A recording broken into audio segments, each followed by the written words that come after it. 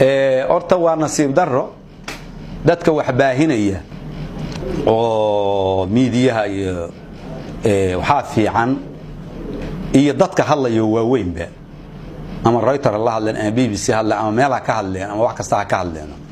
waxa fiican markaad mas'uuliyad tahay oo mas'uuliyad qof mas'uul tahay oo mas'uuliyad Ilaahay ku dhaliyay oo reerkaaga iyo dadkaaga ay ka soo bilaabato oo ardadan Ilaahay dhulku abuuray dadku mas'uul uga dhiga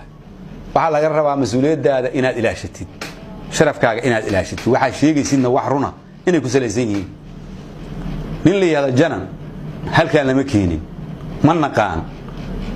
maxkamaduhu noomana soo rumaan garayn oo soo rumaana lama keenin waa cadaynayna isagoo xukuumana lama keenin wararka waxaan ka maqlaynaa idaacada iyo warar baan ka maqlaynaa marka waxa fiican in la qaato waxa runta ku salaysan tahay janan halkaan lagu ma soo xirin lama soo waaran garayn cid ma keenin maana arag sidaas aad marka ku ogaanaysaan inaan janan halkaan ku xirnayn ka fakan uusan imaan waka xogta janan ma dadka kala mid xogta janan annaga waxaan kala mid nahay dadka waxaan ku cadaynayaa janan annaga dad baan haynaa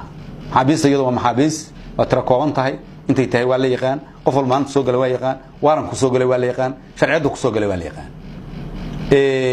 janan marka annaga meeshaad hadda idinku kala hadlaysaan baan ka maqlaynaa maanaan muxuu ahaa nalooma keenin maanaan arag saasaan cadaynayna